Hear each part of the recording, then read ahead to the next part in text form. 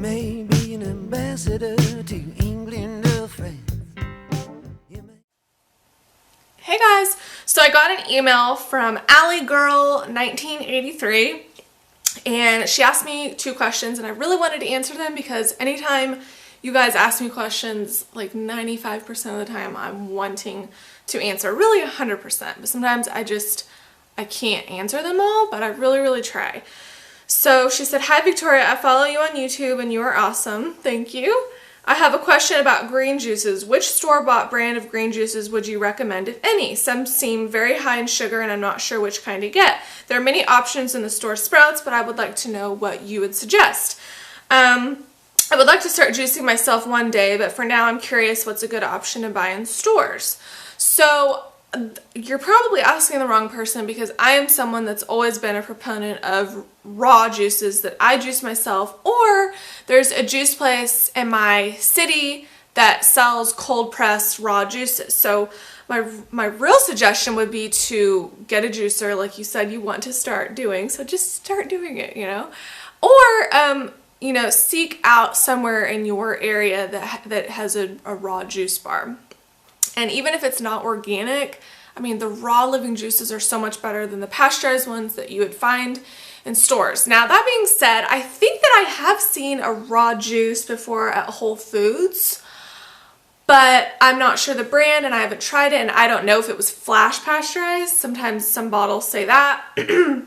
But yeah, that would be my real suggestion, is to really seek out the raw juices that you juice yourself, because you know where those ingredients came from, you know they're fresh, you know they're organic, and yeah, so that's my really suggestion. And before I answer the next question, you said some seem very high in sugar.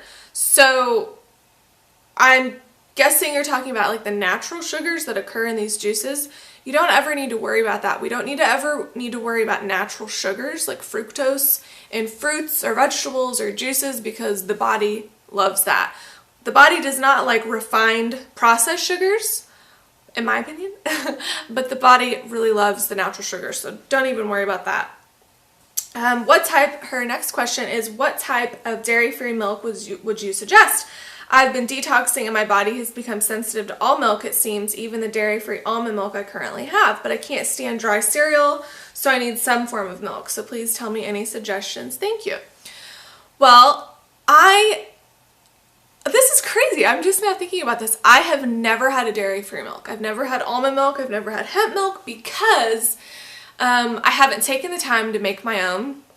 And all of the ones that you see in stores are processed, they're not raw, and it's just not something that I ever wanted or needed to consume. I've never felt the need to try to replicate the secretions that come out of a cow. But I understand why people, get attached to these milky substances.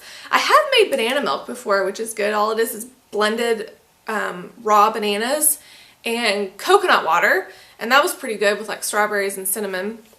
But if I were to recommend a non-dairy milk to you, I would suggest making your own. So if you're going to make almond milk, let's say, I don't think your body would react to one that you make as opposed to the processed boxed ones. I think. So I would definitely soak and sprout the nuts for 12 hours beforehand. Make sure you really get raw almonds. And they recently passed a law, I guess, where they have to pasteurize almonds. I have seen raw Spanish almonds at my local health food store.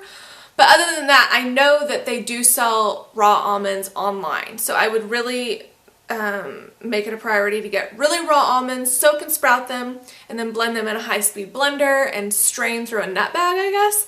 I've never tried this, but if I were to want an almond milk or a hemp milk or something like that, I would for sure make it my own. Because it's raw, it's organic, living, and really fresh. A big issue with fats in general and these milks is that the fats are not fresh, they're rancid. So then the body doesn't really know how to process it, and then people blame fat for their problems, which I really don't think is always the issue. I think that too much fat, yeah, it's not good, but a lot of times people are eating fats that are rancid and they're not fresh. And so if you have a bag of sunflower seeds in your fridge for 5 months, it's really not going to be good, okay? And not to mention, you know, like the silos at Whole Foods, who knows how long, you know, those almonds have been in there. But anyway, that's another topic. But those are my suggestions. I hope that it helped.